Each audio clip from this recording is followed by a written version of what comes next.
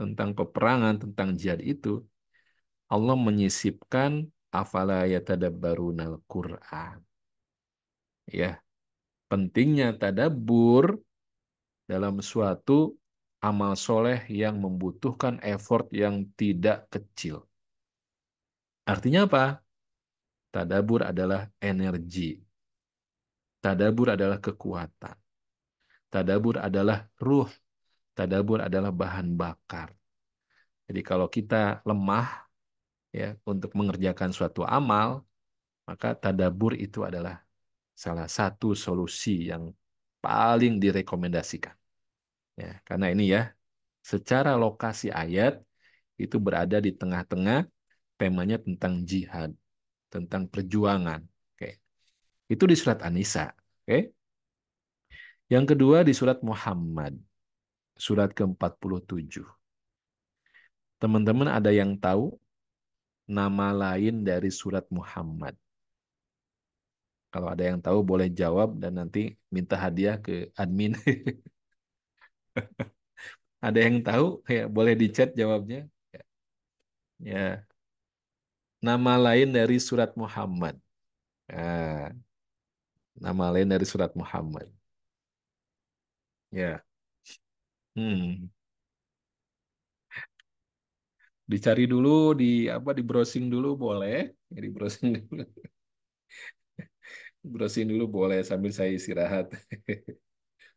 Ah ya, Ahsanti, Masya Allah, Ahsanti. Itu sudah ada yang jawab, ya, sudah ada yang jawab itu ya.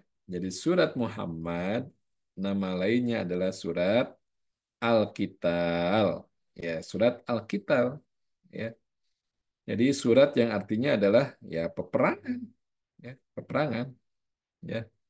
Itu surat Al-Qital, Subhanallah ya, itu, ya. Jadi kalau kita baca itu dimulai dari awal. Ya, awal surat Muhammad itu ada faida laqitumul ladzina kafaru fador bariqob ya. Jadi kalau kamu bertemu dengan musuh di medan perang, maka penggalah lehernya. Penggalah lehernya. Ya. Fador bariqob ya. Itu kan ngeri ya, itu ayatnya. Tapi ini dalam suasana peperangan. Makanya suratnya namanya surat Alkitab. Ya. Nah, jumlah ayatnya ada 38. Ya. Dan di ayat ke-24 itu secara lokasi ada di tengah-tengah lah gitu. Ya, muncul sisipan ayat afala yatadabbarunal Quran. Ya. Jadi sama ini, ya. Temanya sama tentang peperangan, tentang jihad, tentang perjuangan, amal soleh yang begitu tinggi nilainya sehingga siap mengorbankan harta dan jiwanya. Ya. Ternyata di tengah-tengahnya ada ajakan untuk tadabbur. Subhanallah. Jikalau amal soleh yang begitu tinggi saja, itu bahan bakarnya, energinya adalah dengan tadabbur, maka ya apalagi amal soleh yang secara kualifikasi ya itu ada di bawah jihad, maka sudah pasti akan membutuhkan energi dari tadabbur. Oke, Fahim tum ya, bisa dipahami ini. Ini big why-nya. Ini alasan yang sangat kuatnya gitu.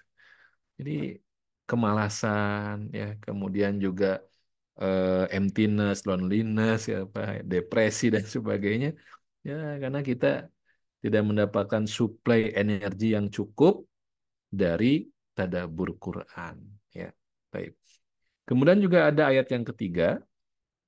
Ini masih why, masih big why-nya. Ya, di surat Sod. Ya, di surat Sod ayat yang ke-29.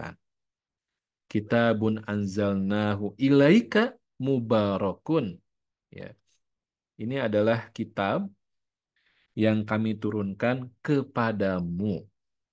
Ya, jadi kalau kita baca dalam ayat Quran ada eh, apa kata ganti orang kedua kamu, ya, iya kamu gitu. Itu merefer kepada Rasulullah SAW. Jadi Allah sedang komunikasi langsung dengan Rasulullah SAW. Kamu gitu. Anzalnahu ilaika ya kepadamu Ya, jadi ini sebagai role model bahwa Rasulullah SAW sebagai role model kita semua. Ya, maka ketika Al-Quran Allah sebutkan diturunkan kepadamu wahai Muhammad, maka maknanya juga kepada kita semua. Mubarakun, ya, mubarakun itu penuh dengan keberkahan. Berkah itu apa sih? Ya, berkah itu kerja sedikit, ya, dapatnya banyak. Nah, itu barokah itu, kerja dikit dapat banyak. Ya, jadi kalau orang itu sholat 2 rakaat bertepatan dengan waktu yang mubarokah, malam yang mubarokah, maka sholatnya itu ya sama dengan sholat selama 80 tahun lebih. Karena bertepatan dengan waktu yang mubarokah, malam yang mubarokah. Malam apa itu namanya? Ya, inna anzalnahu fi lailatin. Nah, apa terusannya? Fi lailatin, ya.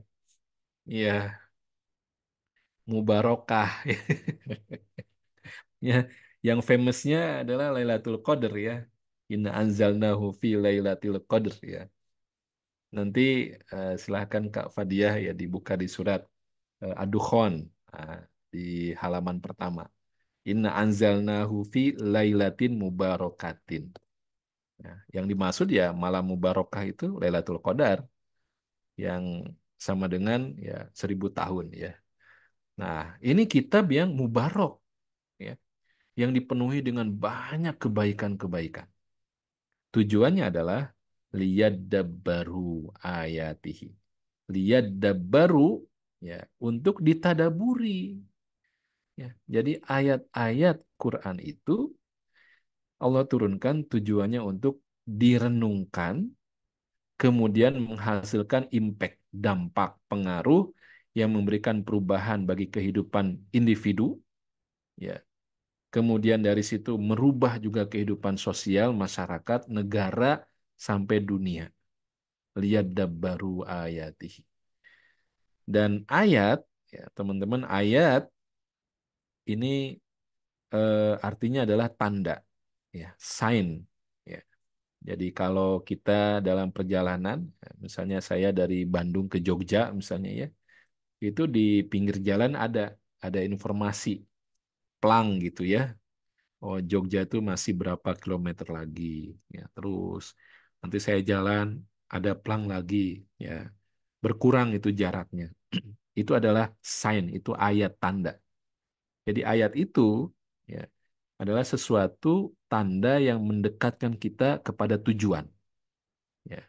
Maka ayat Quran ya tujuannya adalah mendekatkan kita kepada tujuan. Tujuan kita adalah Allah, wa anna ila rabbikal muntaha. Itu Allah adalah tujuan akhir kita, ultimate goal. Ya. Kemudian juga kita pengen masuk ke surga, itu tujuan kita. Maka ayat itu adalah untuk mendekatkan kita kepada Allah, mendekatkan kita kepada surga. Nah, supaya itu terjadi, bagaimana caranya? Lihat baru.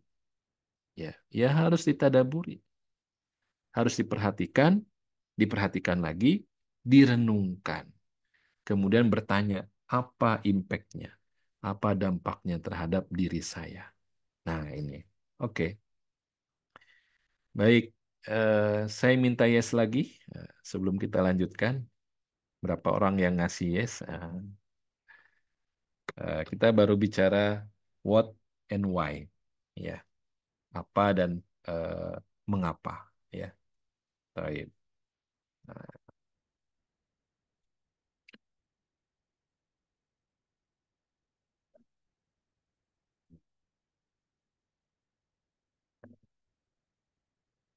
ya, jazakumullah ya. Kita lanjutkan. Ya, yes yes yes 3 kali tetap tetap dihitung sekali ya. Nanti kalau saya nanya lagi jawab lagi. Ini saya ya Mas Nato ya udah jawabnya 3 kali. Baik ya. Silakan boleh sambil minum sambil makan ya nggak apa-apa ya. Apalagi off cam ya bebas ya. Ya baik. Eh, kita lihat teman-teman bagaimana role model kita contoh ya teladan yang baik, ya, yaitu Rasulullah Shallallahu Alaihi Wasallam ketika beliau mencontohkan interaksi dengan Quran. Sekali lagi ya, bukan nggak boleh tilawah banyak, tilawah cepat, it's okay, ya. Tapi kita perlu ya memberikan waktu untuk mendapatkan menunya adalah tadabbur. Dan ini yang memang aslinya, ya. Jadi Rasulullah SAW itu pernah di luar sholat itu apa namanya banyak membacakan ayat Quran dan juga minta untuk dibacakan ayat Quran. Ya subhanallah ya. Jadi Rasulullah itu tugasnya adalah yatlu alaihim ayatihi wa yuzakkihim wa yuallimuhumul kitab wal hikmah. Itu di surat Al-Jumu'ah ayat kedua ya. Walladzi ba'asa fil ummiyina rasulam minhum yatlu alaihim ayatihi. Tugas yang pertama Rasulullah itu membacakan, kemudian wa yuzakkihim memberikan purifikasi ya, pembersihan ya, tazkiyatun nafas. Kemudian yang ketiga wa yu'allimuhumul kitab, mengajarkan ketaatan, mengajarkan hukum-hukum syariat. Kemudian yang keempat hikmah, membuat orang itu menjadi wisdom, jadi bijak, oke, karena memiliki hikmah-hikmah. Nah, maka Rasulullah mengawali dakwahnya itu dengan banyak membacakan. Apakah dalam sholat, gitu ya, ada sholat-sholat yang bacaannya itu panjang, gitu ya. Rasulullah membacakan surat As-Sajdah, membacakan surat Al-Insan setiap subuh di hari Jumat, ya. Kemudian membacakan surat An-Najm, surat Al-Qamar saat ada apa namanya gerhana, gitu ya. Kemudian juga surat Qaf di hari Jumat itu. Pokoknya sholat itu jadi panggung untuk membacakan ayat Quran. Di luar sholat juga sama. Ya, Rasulullah senantiasa memberikan bacaan-bacaan Quran dengan jumlah yang banyak, termasuk meminta sahabatnya untuk membacakan untuk dirinya. Ya, sampai ada namanya Abu Musa al-Ash'ari, ya, beliau dipanggil dan diminta oleh Rasulullah untuk membacakan ayat Quran. Sampai bingung ya, sungkan. Ya Rasulullah, Quran kan turunnya kepada engkau gitu ya. Kenapa saya harus membacakan? Kata Rasulullah, ya saya pengen dengar dari orang lain gitu, dari yang lain gitu ya. Subhanallah ya. Ya, dan kemudian Rasulullah menyimak bacaan dari Abu Musa al-Asy'ari ini. Yang dibaca apa? Surat An-Nisa. Ya, ya, surat An-Nisa. Ya, dari ayat 1 terus dibacakan. Ya, sampai akhirnya di ayat yang ke-41. فَكَيْفَ إِذَا جِئْنَا مِنْ كُلِّ أُمَّةٍ بِشَهِيدٍ وَجِئْنَا بِكَ عَلَى هَؤُلَاءِ شَهِيدًا. Begitu dibacakan ayat 41, tiba-tiba ya, Rasulullah mengatakan kepada Abu Musa, hasbuk, hasbuk, cukup, cukup, cukup, hasbuk. Abu Musa kaget, ya salah saya apa gitu ya, kok diminta berhenti gitu. Ya. Akhirnya Abu Musa melihat kepada Rasulullah dan dilihatlah Rasulullah sudah ya berlinang air mata, menangis. Nah, apa yang terjadi? Karena Rasulullah menyimak dengan khusyuk, penuh perhatian, ya, mendengar dengan penuh perhatian, kemudian berusaha untuk ada pengaruh, ada impact dari apa ayat Quran yang dibacakan tersebut. Ya. Maka sampai di ayat 41 ini, ya, maka bagaimanakah apabila kami mendatangkan seorang saksi dari tiap umat. Jadi ada umat, kemudian dihadirkan oleh Allah dalam persidangan itu, ada nabinya, ada rasulnya. Ya, di situ ada persidangan. Ya. Kemudian, ya, dan kami mendatangkan kamu, jadi Allah mendatangkan Nabi Muhammad SAW sebagai saksi atas mereka itu. Ya, ini perhatikan teman-teman. Kalau kita eh, merefleksikan kepada pengadilan yang ada di dunia, ya. Kan di situ biasanya ada hakim, kemudian ada terdakwa, kemudian nanti dihadirkan saksi-saksi. Ya. Dan saksi itu ada dua macam. Ada saksi yang meringankan, ada saksi yang memberatkan. Ya, termasuk saksi ahli nanti gitu ya. Jadi ada saksi yang meringankan, ada saksi yang memberatkan. Nah, dalam bahasa Arab, ketika ada ala ya dengan li ya, ini berbeda 180 derajat ya. Jadi kalau li itu sesuatu yang meringankan ya, ya. Lana a'maluna ya, lana a'maluna bagi kami amal kami ya. Nah, sedangkan ala itu biasanya untuk menunjukkan atas dan menunjukkan sesuatu yang tanggung jawab, responsibility ya, dan sesuatu yang memberatkan. Maka ketika Rasulullah SAW mendengar ada ala haula'i syahida, maka beliau membayangkan dirinya itu dihadirkan oleh Allah untuk memberikan kesaksian yang memberatkan umatnya. Dan ini yang membuat beliau menangis, nggak kuat gitu. Nggak kuat lagi membayangkan suasana itu sehingga menghentikan bacaan Abu Musa. Hasbuk, hasbuk gitu. Ini sekedar ada ala di situ. Ya, subhanallah. Kemudian juga Aisyah radhiyallahu anha mengisahkan pada satu malam ya, Rasulullah sallallahu alaihi wasallam sholat tahajud qiyamul lail, kemudian beliau sampai di bacaan ya, surat Al-Maidah ayat 118 ini. Ini ya. In tu'adzibhum fa innahum ibaduk wa in taghfir lahum fa innaka antal azizul hakim. Ya. Jika engkau menyiksa mereka, ya, maka sesungguhnya mereka adalah hamba-hambamu. Dan jika engkau mengampuni mereka, maka sesungguhnya engkau maha perkasa, maha bijaksana. Ayat ini cerita tentang Nabi Isa alaihissalam, ya, yang kemudian oleh umatnya dikultuskan sampai dijadikan sebagai Tuhan. Jadi ada apa konsep Trinitas di situ. Ya. Dan ini yang membuat Nabi Isa itu apa namanya sedih dan kemudian berdoa seperti ini.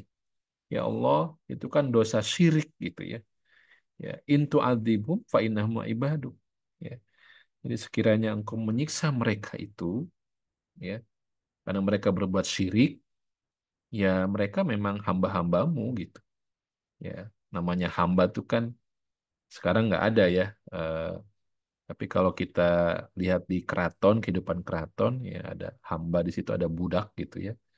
Ada apa namanya ya, eh, itu betul-betul kayak nggak punya kehidupan sendiri gitu ya. Namanya budak gitu ya, hamba sahaya itu. Ya terserah nanti majikannya mau seperti apa ya memperlakukannya. Nggak punya gaji juga kan, nggak nggak ada insentif bulanan itu nggak ada gitu ya. Ya meskipun ya dipelihara oleh majikannya. Jadi kata Nabi Isa begitu. Ya, kalau engkau menyiksa mereka, ya memang mereka hamba-hambamu gitu. Ya, kamu berhak kok gitu. Nggak akan ada yang menyalahkan. Namanya hamba sahaya gitu. Apalagi berbuat salah gitu ya. Ya, wa in taghfir lahum, tapi kalau engkau ampuni mereka, maka sesungguhnya engkau Al-Aziz Al-Hakim. Maha perkasa, maha bijaksana. Jadi Rasulullah SAW membaca ayat yang ceritanya tentang ucapan Nabi Isa itu direfleksikan, ditadaburi, memposisikan diri beliau berada pada kondisi ayat ini gitu. Ya, membayangkan umatnya ya yang juga berbuat maksiat, berbuat dosa, kemudian akan dihukum oleh Allah. Ya, ya, ya Allah, mereka itu hamba-hambamu gitu. Jadi diulang, nangis sampai subuh, sampai subuh. Subhanallah ya. Jadi begitulah contoh tadabur Rasulullah SAW. Ya. Nah, bagaimana dengan contoh yang lain? Tadabbur, ya, kita akan lihat ini menjadi turning point, titik balik kehidupan seseorang, ya, tadabbur. Ya, kalau kita lihat bagaimana apa namanya mualafnya ya masuk Islamnya mereka yang apa namanya ahli di bidangnya masing-masing itu kan berawal dari merenungkan ayat-ayat Quran. Apakah ahli apa namanya kesehatan ya, kedokteran, ahli geologi, ahli matematika ya. Itu ketika merenungkan ayat itu kemudian menjadi titik balik kehidupan mereka gitu ya. Ya. Nah, pernah suatu ketika Umar bin Khattab radhiyallahu anhu itu berniat untuk membunuh ya Rasulullah SAW ya sebelum masuk Islamnya Umar ya. Tapi kemudian disampaikan bahwa adiknya sudah masuk Islam. Maka Umar berbalik arah dan mendatangi rumah adiknya. Nah, disitulah didengar oleh Umar ada bacaan ayat Quran ya surat Toha. Toha ma anzalna alaikal Qur'ana litashqa. Toha, kami tidak menurunkan Al-Quran ini kepadamu agar kamu menjadi susah. Ini teman-teman kalau kita belajar bahasa Arab itu kita akan merasakan bagaimana powerfulnya ya suatu pilihan kata ya yang membuat Umar itu kemudian tertegun dan apa namanya berbalik menjadi seorang Muslim ya pembela Islam ya. Dari mana? Dari sini, dari ma. Ya. Ma ini artinya nafi ya, sanggahan. Sebagaimana juga dengan la, ya, jadi ada la juga artinya sama, ya, artinya tidak atau bukan, sama-sama gitu ya. Ya, tapi kalau ma ini fungsinya untuk menunjukkan ada suasana perdebatan. Ya, kalau la ini hanya ngasih informasi, kalau ma ini ada perdebatan. Ada dugaan persepsi yang salah yang kemudian akan dikoreksi oleh ma ini gitu. Jadi orang menduga, ya, orang memiliki persepsi dengan diturunkannya Al-Quran, kehidupannya akan susah dan sulit. Ya, dilihat bagaimana ya, adanya keluarga yang terpisah gara-gara Quran datang, yang satu beriman, yang satu tidak beriman gitu ya. Pokoknya dilihat ini jadi ada perpecahan gitu ya. Nah, begitu juga kita gitu ya. Ketika orang itu taat dengan aturan-aturan Quran, itu kayaknya hidupnya akan sengsara gitu. Ya, tashko ya, akan syako gitu ya. Nah, ini dibantah oleh ayat Quran. Ma anzalna alaikal Quran litashko. Itu persepsi anggapan yang salah. Al-Quran tidak akan membuat kehidupanmu itu sengsara. Nah, Umar tertegun di situ karena beliau orang Arab dan paham ya, kenapa gitu yang menggunakan ma. Dan ini kalimatnya kalimat negasi. Kenapa kalimatnya bukan kalimat positif? Jadi begini misalnya. Kami menurunkan Al-Quran ya, agar kamu bahagia. Litas'ad. Ya. Inna anzalna alaikal Qur'ana litas'ad misalnya. Supaya kalian bahagia gitu. Kenapa nggak begitu aja? Kenapa ungkapannya itu Al-Quran, kami menurunkan Al-Quran tidak akan membuat kehidupanmu sengsara atau susit gitu. Kenapa bentuk kalimatnya negatif gitu? Ini kan unik ya. Nah, maka disitulah menjadi turning point, titik balik Umar yang berubah menjadi ya, seorang Muslim dan kita tahu sejarahnya setelah itu. Kemudian juga bagaimana ya kekuatan tadabbur ya itu dialami oleh seorang sahabat yang sudah kakek-kakek ya, usianya 90 tahun lebih, namanya Abu Tolha. Ketika ada ajakan berperang, ya, itu Abu Tolha sudah ikut semua peperangan. Perang Badar, perang Uhud, terus semuanya ikut gitu ya. Ya. Dan dia sudah pasti punya anak dan cucu. Ya. Maka ketika ada panggilan jihad kepada satu peperangan lagi, ya, Anak-anaknya itu kemudian mengatakan kepada Abu Tolha sebagai ayahnya, ayah, udah cukup ya, kamu udah cukup membuktikan ya perjuangan pengorbananmu, kami yang mewakili, udah cukup gitu. Tapi Abu Tolha kemudian terkena oleh ayat ini, surat At-Taubah ayat 41. Infiru khifafan wasiqolan. Berangkatlah kalian, baik dalam kondisi khifafan, ringan, wasikolan, maupun dalam kondisi berat. Maka, ya, Abu Tolha mengatakan kepada anak-anaknya, enggak, ya, kamu baca enggak, kamu dengar enggak ayat ini? Khifafan itu kalian yang masih muda, sikolan itu aku yang sudah tua. Tapi perintahnya infiru, berangkatlah. Jangan halangi saya tetap akan berangkat. Dan berangkatlah si kakek ini ya untuk berjuang dan akhirnya menemui syahidnya. Ini subhanallah ya. Ini kita bayangkan kondisi kita jauhlah dari jihad ya. Ya, Allah Maha tahu kelemahan kita semua sehingga tidak diberikan peluang ya, berjihad seperti itu. Tapi ada situasi kondisi di mana kita itu ngerasa ya sikolan, merasa berat dalam satu amal gitu. Ya, maka bagaimana tadabur dari Quran itu membuat ada pergerakan, ada kekuatan ya untuk melakukan suatu amal soleh. Itu dari ya kekuatan tadabur. Dan contohnya sangat banyak. Termasuk ada seorang ulama yang asal muasalnya itu seorang pencuri ya. Jadi dia biasa mencuri gitu ya, merampok gitu ya.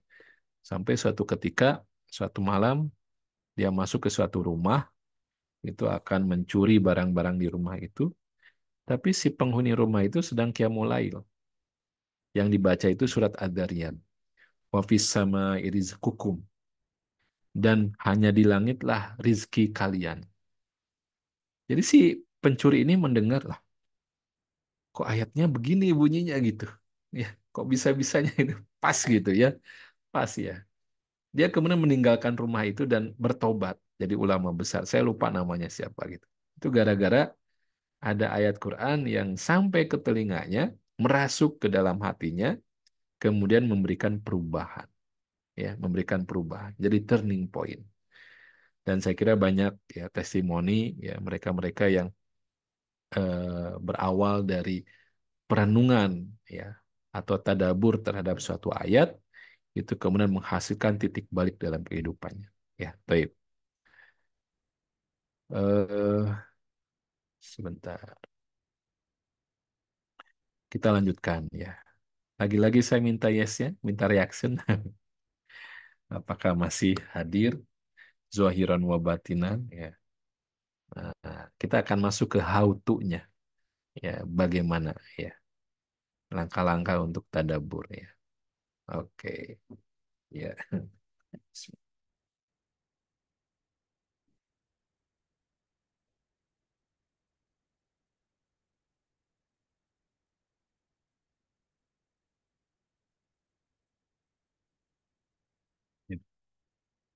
Ini dari mana saja nih? Yang paling timur dari mana nih? Yang paling barat dari mana nih? Apa-apa ya, Kang Hussein ya kita. Iya, Ini. nggak apa Ustaz. Maluku, subhanallah. Masya Allah. Solo, masya Allah. Ada yang lebih timur dari Maluku Kayaknya atau susah. yang lebih barat dari Belitung? Masya Allah, luar biasa ya. Paling selatan Majalengka. Kelihatan. Iya, mantap. Paling selatan. Bekasi, subhanallah. Ponorogo, masya Allah. Macam-macam banget Ustaz. Iya ya, masya Allah Jakarta. Barakallahu fikum ya. Baik ya. Ya, kita lanjutkan insya Allah ya. Ya, sekarang kita masuk ke how to-nya. Bagaimana sih caranya kita tadabbur? Ya. Saya ingin mulai dari dua ayat yang tadi kita temukan di situ tentang afala yatadabbaruna al-Quran ya. Eh, Menarik kalau kita baca lanjutan ayatnya. Ya. Jadi di surat An-Nisa, afala yatadabbarunal Qur'an walau kana min indi ghairillah lawajadu fi ikhtilafan katsira. Sekiranya Al-Quran itu bukan dari sisi Allah, maka tentulah mereka akan menemukan banyak pertentangan di dalamnya. Nah, ini kan semacam suatu tantangan ya, challenge gitu, tantangan ya, untuk mengungkap kelemahan-kelemahan Quran. Ya, silahkan cari ada nggak pertentangan-pertentangan. Kalau perbedaan pasti ada ya, tapi tidak setiap perbedaan itu menjadi pertentangan kan ya. Jadi cari. Nah, ini adalah ajakan tadabur terhadap intelektual. Ya, jadi kan silahkan cari celah, silahkan cari kelemahan, kekurangan dari Quran, silahkan cari. Ya, afala yatadabbarunal Quran. Jadi ini adalah tadabur intelektual. Ya, jadi tadabur ada dua tipe ya. Pertama intelektual, sehingga nanti akal kita, kemudian analisa-analisa kita, ya itu masuk ke dalam tadabur intelektual. Ya. Nah, yang kedua di surat Muhammad, afala yatadabbaruna al-Qur'an am ala qulubin aqfaluha. Ya. Bicara tentang hati yang terkunci, qulubin aqfaluha. Nah, ini bicara tentang tadabur dengan menggunakan kolbun, dengan hati, spiritual di sini gitu. Jadi dua-duanya bayangkan ya, bagaimana Allah itu sangat mengapresiasi, menghargai semua potensi manusia. Hatinya juga perlu untuk diasah, dipakai, kemudian akalnya juga sama. Dua-duanya begitu. Jadi seorang muslim itu harus begitu.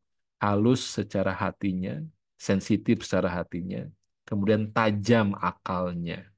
Selalu diasah dua-duanya ini. Ya. Jadi harus ada dua hal ini. Maka dari itu, ini saya coba sederhanakan ya, karena hari ini kita gampang ya untuk mencari tahu lah bagaimana caranya tadabur, kita bisa browsing gitu ya. Tapi saya coba eh, apa namanya based on ya, berbasis kepada dua hal yang tadi ya, tipe tadabur yaitu ada yang intelektual, ada yang spiritual. Dari situ saya ingin ya apa how to-nya ya ada empat. Yang pertama dan kedua ini adalah yang terkait dengan spiritual tadabur, ya. Yang tiga empat ini intelektual tadabur.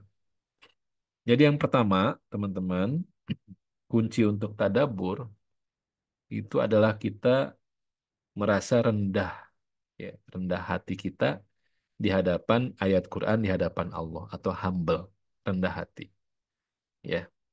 Karena kalau ada arogan, ada kesombongan, merasa tahu gitu, maka nggak akan dikasih tahu, nggak akan memiliki dampak gitu. Ya, jadi selalu kalau kita akan tadabur, kita pengen tadabur, kita harus merasakan ya, membangun hubungan di awal itu ya, bahwa ini bukan sekedar suatu kitab yang biasa, bukan buku biasa, ini adalah kalamullah. Ya, pernah ada seorang syekh yang mencontohkan tahapan interaksi ini. Ya, jadi ambil mushaf, kemudian dipegang dan apa namanya disentuh gitu ya. Jangan baca dulu, ya. Tapi katakan ini kalamullah, ya. Ini kalamullah. Ini petunjuk, ini syifa, ini inspirasi, macam-macam gitu. Ini ruh dan sebagainya. Itu dulu dibangun gitu ya. Sehingga nanti kita akan muncul kerendahan diri kita, kemudian rasa butuh kepada Allah. Ya, jadi harus ada perasaan nggak tahu atau banyak belum tahu. Ya, jadi eh, kenapa kalau kita baca banyak surat-surat yang diawali dengan huruf muqatta'ah, ya, alif lam mim yasin toha. Qaf, Sod, Nun ya, Kaf, Ha, Ya, Ain, Sod dan sebagainya ya. Nah, itu kan huruf-huruf muqatta'ah yang semua ulama itu sepakat nggak ada yang mengetahuinya secara pasti apa makna dari huruf muqatta'ah itu. Nggak ada. Semua kembali kepada Allah. Ya, tapi hampir, saya katakan hampir semua surat yang diawali dengan huruf muqatta'ah, maka ayat berikutnya itu bicara tentang Quran. Alif Lam Mim dalikal kitabu la raiba fih, tentang Quran. Toha ma anzalna alaikal Qur'ana litashqa, tentang Quran. Yasin wal Qur'anil Hakim, tentang Quran. Qaf wal Qur'ani dzikr. Sod wal Qur'anil apa? Lupa saya terusannya. Tapi tentang Quran juga. Ya, wal Qur'ani dzikr ya, tentang Quran, yaitu Sod ya. Jadi hampir semua ya surat yang diawali dengan huruf muqatta'ah, maka ayat berikutnya temanya tentang Quran. Pesannya apa? Ya, pesannya adalah sebelum kita masuk ke dalam alam Quran, maka kita ini nggak tahu apa-apa. Sebagaimana Alif Lam Mim. Oh, saya nggak tahu Alif Lam Mim. Dalikal kita la raiba fih. Jadi itu pesan yang ingin disampaikan bahwa kita ini nggak tahu apa-apa ketika masuk ke dalam Quran. Meskipun Meskipun yang nanti akan kita pelajari, yang akan kita kaji bersama itu surat yang kita sudah hafal, surat yang kita sudah pernah juga mengkajinya, ya. Tapi ketika akan balik lagi mempelajarinya, mengkajinya, itu harus ada perasaan, oh, pasti ada banyak hal yang saya belum tahu. Jadilah semangat untuk mempelajarinya, jadilah butuh, ya. Misalnya Al-Fatihah. Udah sering dibolak-balik ya mengkaji Al-Fatihah. Ya tiba-tiba ada undangan gitu ya.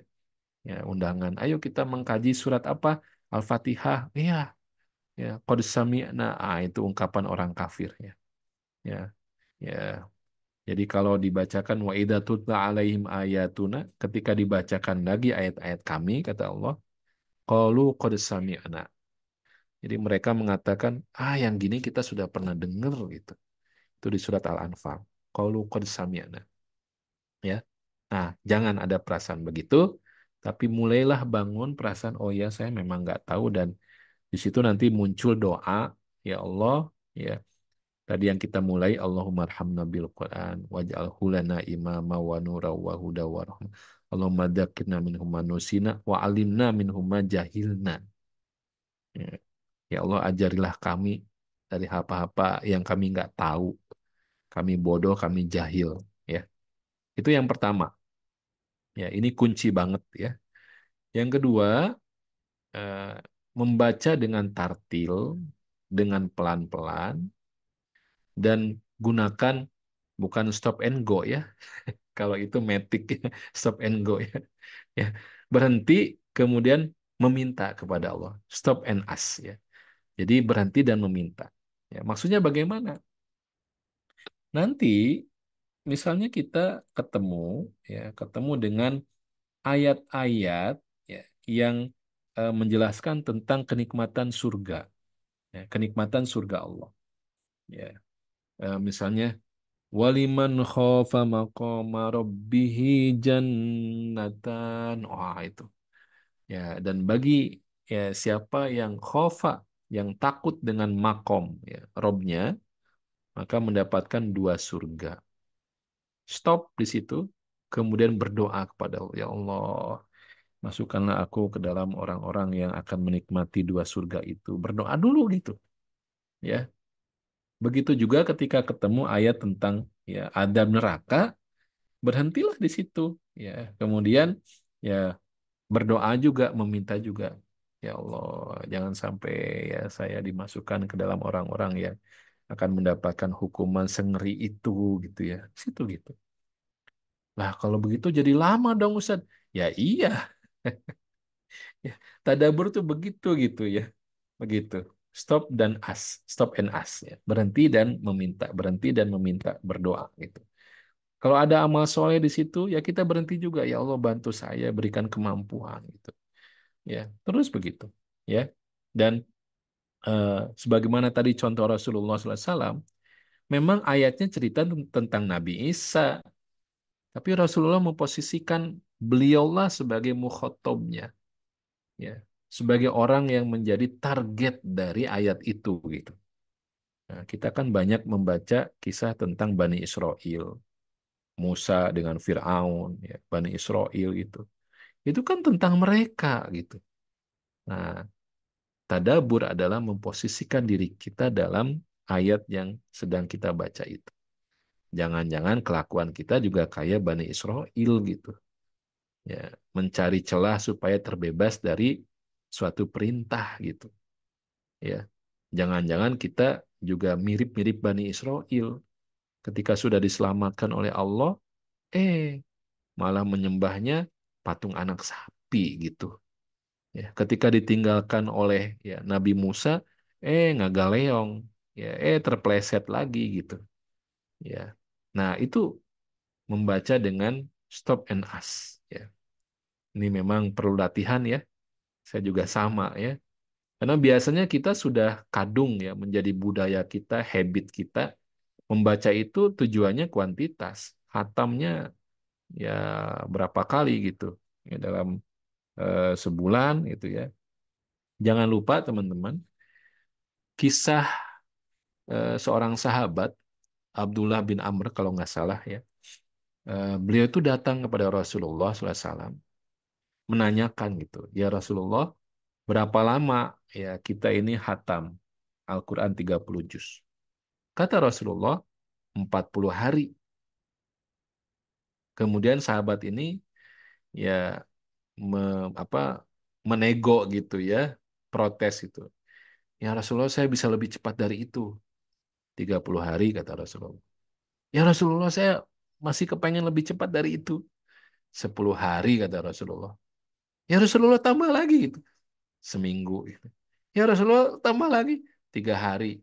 Jangan cepat dari itu kata Rasulullah. Karena kamu tidak akan bisa tadabur, memahami, merenungkan gitu.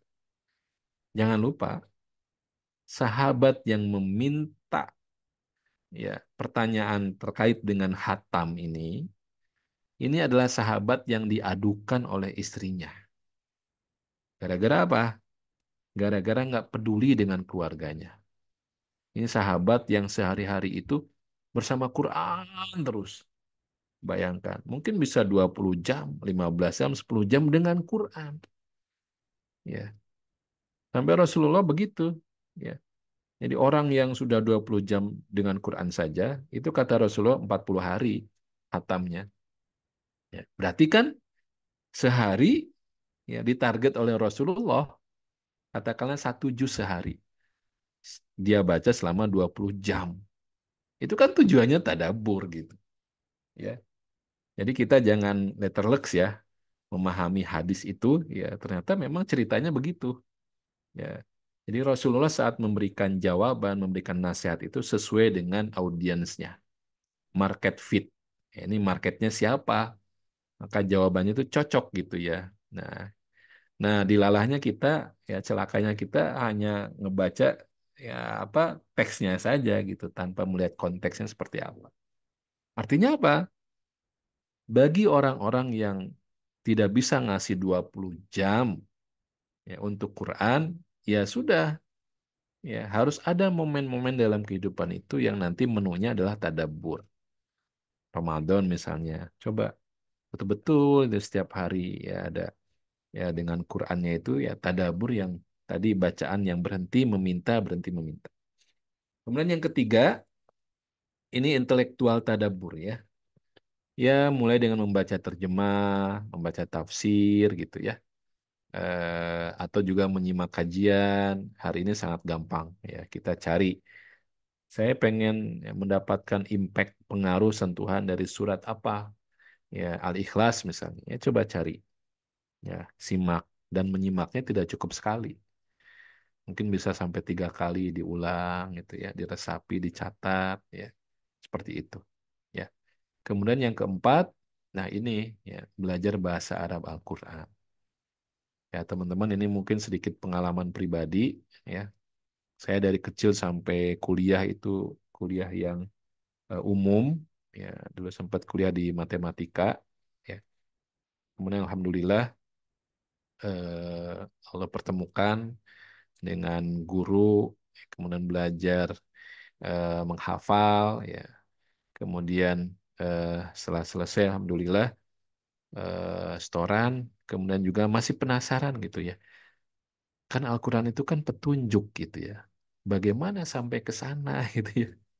Ya, ternyata memang harus dengan bahasa Arab. Memang bisa ya dengan membaca terjemah, membaca tafsir yang terjemahan bisa gitu ya. Tapi banyak hal yang tidak bisa diungkap dengan terjemah ya. Nah, dengan bahasa Arab itulah kemudian eh, banyak ya harta karun, rahasia-rahasia, mukjizat-mukjizat yang kita akan bisa mengatakan wow gitu, amazing ya. Ya, inna sami'na Qur'anan ajaba. Itu kan jin yang mendengarkan bacaan Quran itu sampai mengatakan, oh ini bacaan yang ajib gitu. Bukan makanan saja yang ajib ya, tapi ini Quran ini ya ajaba, menakjubkan, mengagumkan. Dari mana bisa muncul begitu? Ya, karena ya memahami bagaimana hebatnya bahasa Arab Al-Quran yang Allah ya jadikan sebagai ya bahasa Al-Quran itu. Ya. Nah, teman-teman, ini juga saya ingin bergerak ke why, ya, mengapa harus bahasa Arab? Ya, teman-teman masih punya waktu ya untuk mempelajari bahasa Arab, tapi bahasa Arabnya tujuannya untuk memahami Al-Quran, bukan bahasa Arab untuk conversation, untuk ngomong, ngobrol. Kita nggak butuh hari ini, bukan urgent ya. Kecuali ya ke negeri Arab juga sama ya. Kita diajak ngomongnya dengan bahasa Inggris, bahasa Indonesia, apalagi ke Mekah, Madinah ya. Ya, diketawain kalau kita ngomong bahasa Arab ya. Jadi bukan untuk conversation, juga bukan untuk reading, bukan untuk membaca eh, kitab Arab gundul gitu ya, kitab kuning bukan. Tapi belajarlah bahasa Arab untuk tujuannya adalah memahami Al-Quran. Tujuannya untuk tadabbur. Nah, eh, di surat Yusuf ayat 2, Inna anzalnahu Qur'anan Arabiyan la'allakum taqilun. Sesungguhnya kami menurunkannya, ya Al-Quran, dengan bahasa Arab, Arabian. Jadi ayat ini menyebut secara eksplisit tentang Qur'anan Arabian, bacaan yang berbahasa Arab. Ya. Allah yang mengajarkan manusia bisa berbicara, Allah yang mengajarkan manusia juga dengan berbagai macam bahasa, ya. Tapi kenapa Allah memilih bahasa Arab sebagai bahasa Quran? Itu karena akan terjadi la'allakum ta'qilun, aktivasi ya akal kita itu akan dirangsang oleh bahasa Arab itu. Ya, bahasa Arab nih bahasa yang banyak apa namanya kelebihan-kelebihannya, ya keunikan-keunikannya. Kemudian juga di surat Asy-Syu'ara, ya surat ke-26 ayat 195.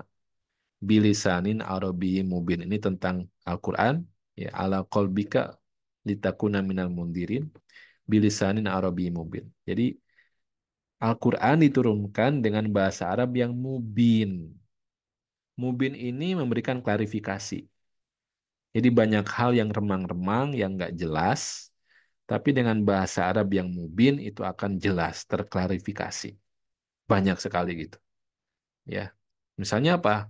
Arijalu qawwamuna 'alan nisa. Ya, kenapa arijal di situ yang disebut? Ya, kenapa laki-laki di situ apa diistilahkan dengan arijal gitu? Ya, karena rijal itu kaki, rijal itu menunjukkan harokah, pergerakan, gitu ya. Ya, arijal. Ya, kowam, kenapa disebut kowam?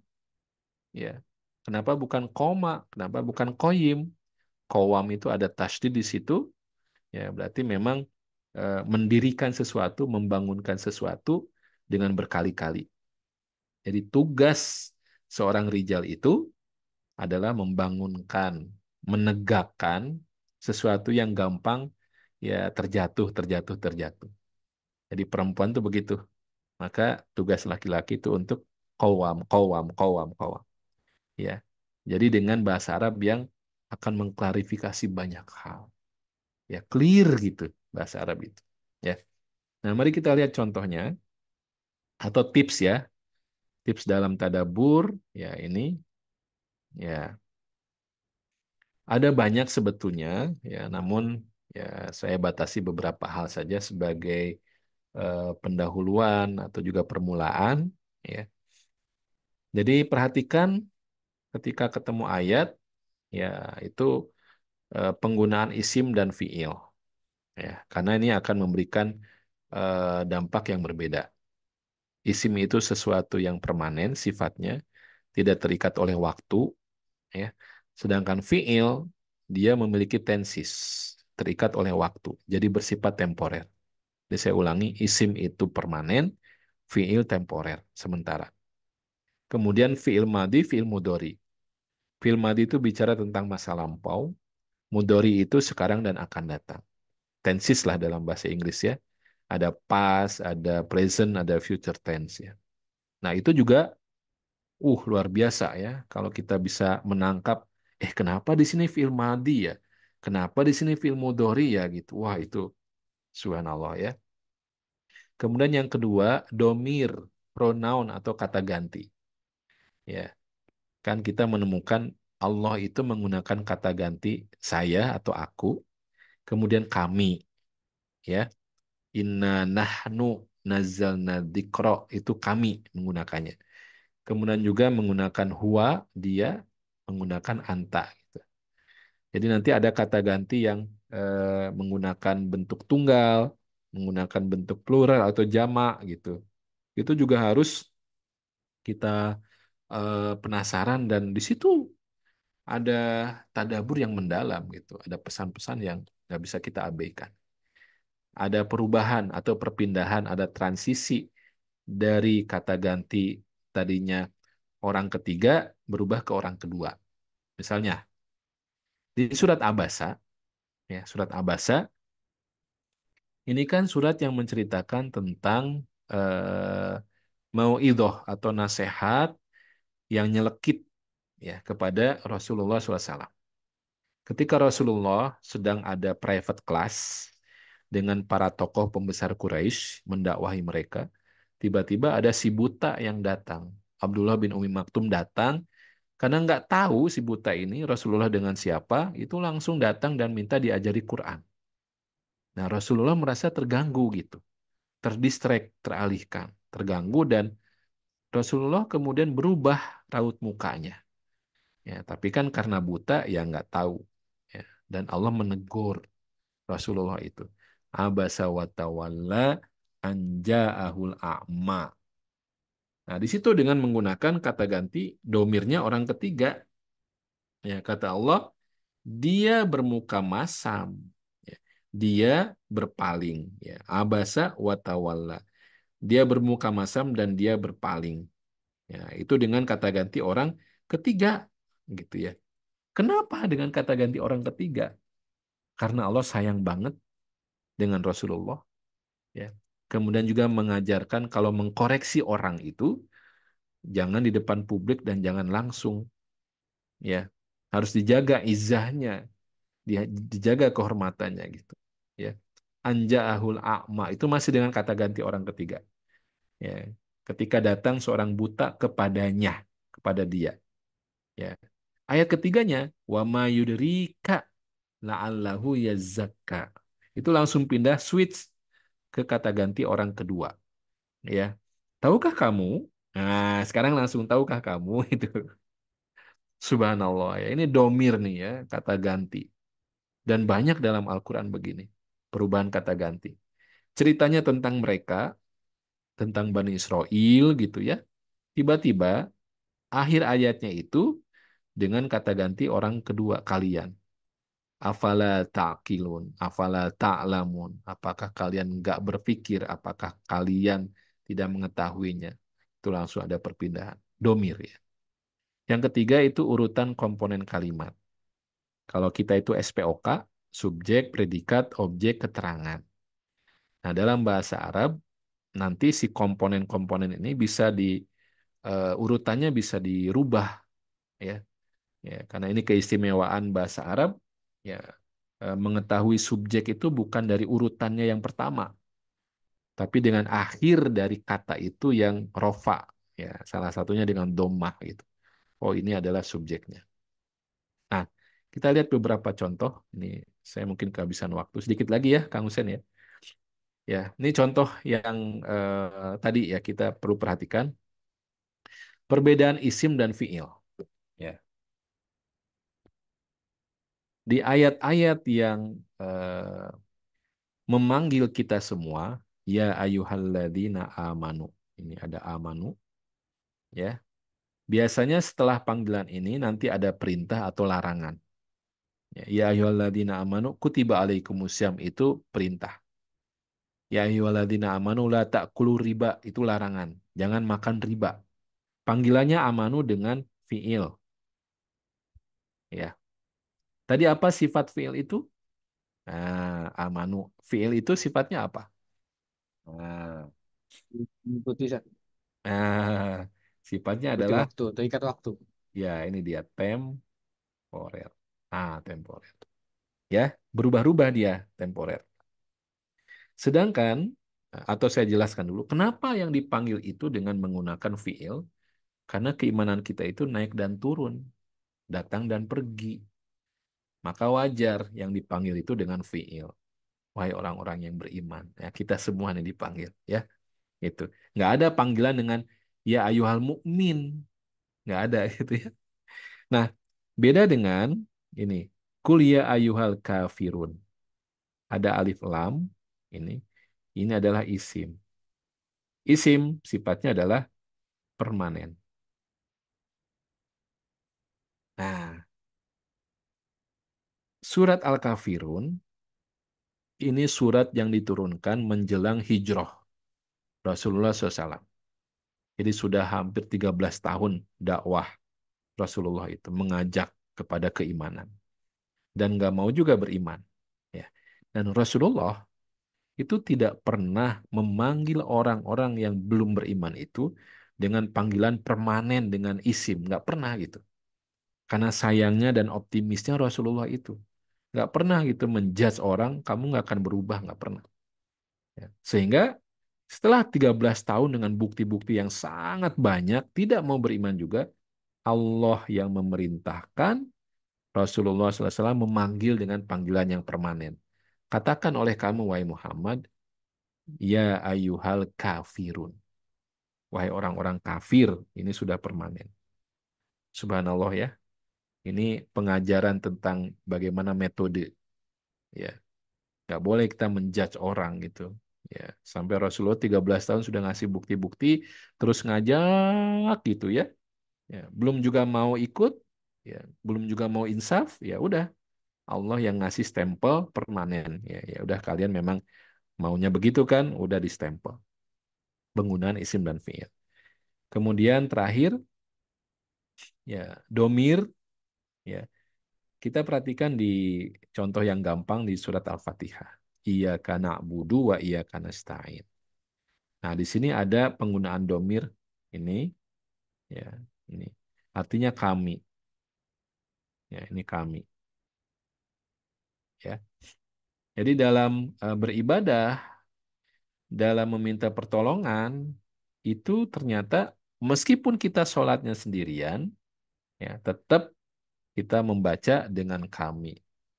Jadi kita diajak bersosialisasi berjamaah, nggak boleh hidup sendirian, ya, nggak boleh ibadah sendirian, nggak boleh menggunakan proyek, melakukan proyek amal itu sendirian nggak boleh, ya, ya iya karena budu wa iya karena stain.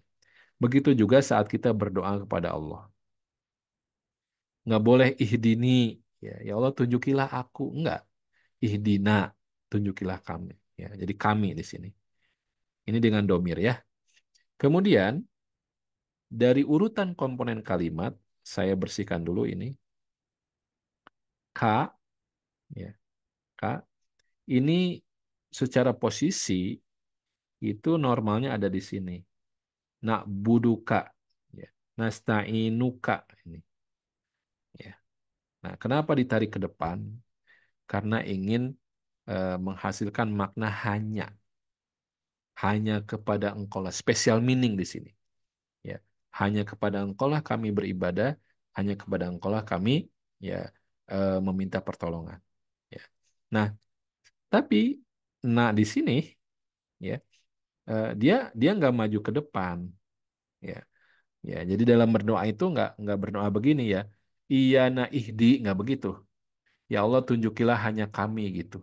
Nggak boleh begitu. Tapi kita berdoa juga untuk semuanya. Ihdina mendoakan orang lain. Beda untuk tadi beribadah itu Allah yang kita jadikan spesialnya gitu ya. Tapi kalau berdoa itu harus untuk semua. Nah ini teman-teman yang insya Allah dimuliakan oleh Allah. Ya, apa yang bisa kita bahas dalam waktu yang sangat-sangat terbatas. Aslinya pembahasan tadabur itu memang harus kita breakdown gitu ya, bagian demi bagian. Kemudian juga bagaimana penggunaan atau exercise ya. Kita latihan bersama, itu ada ayat yang coba kita baca bareng-bareng, kemudian juga kita lakukan apa namanya tadabur ya, supaya nanti ada apa ya ada latihan yang kita lakukan bersama itu jadi modal untuk kita nanti bisa secara mandiri berusaha untuk tadabur. Tapi ya ala kulihal ini pun sudah insya Allah sudah akan memberikan dampak ya insya Allah seperti apa yang kita harapkan ya.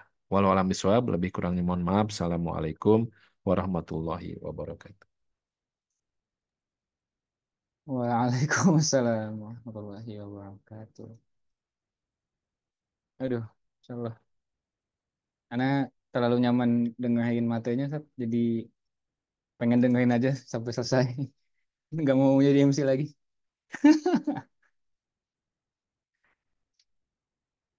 Syukron jazakallah khairan untuk Ustadz Agus untuk semua yang telah disampaikan.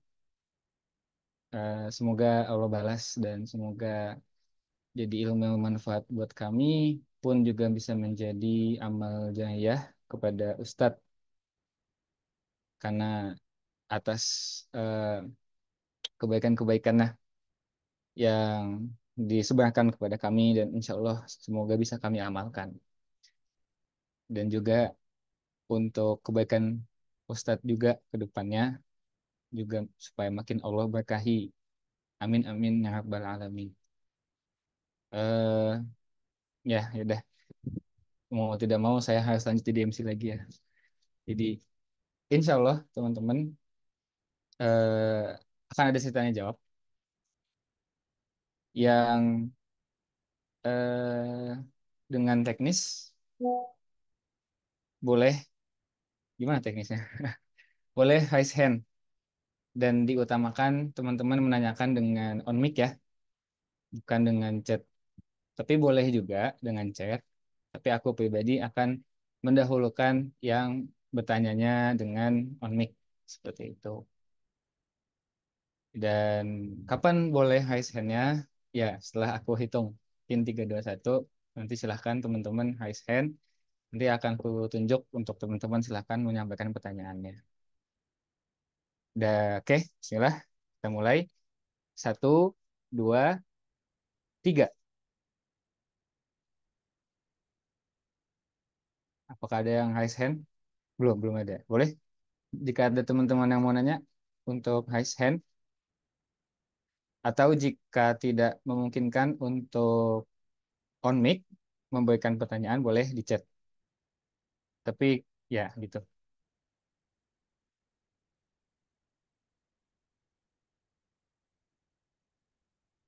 Oke, sepertinya belum ada, Ustaz. Mungkin harus di yes dulu. Iya. Itu lagi merenungkan, nggak apa-apa. Iya, butuh waktu, Ustaz ya. Nah, langsung apa perenungan-perenungan ya kontemplasi. Iya sih, Nggak usah dipaksa. Ustaz. Betul, Ustaz. Oke, mungkin akan dibuka kembali kesempatannya. Tapi jika memang tidak ada, nggak apa-apa. Nggak. bukan hal yang tidak baik juga, karena ya kita juga butuh waktu untuk memproses dan memahaminya dengan sangat baik. Aku pun tadi rasanya tidak mau jadi MC lagi karena tadi ingin memahami baik-baik lagi, karena begitu banyak yang Ana pribadi dapatkan dan sangat sangat apa ya, sangat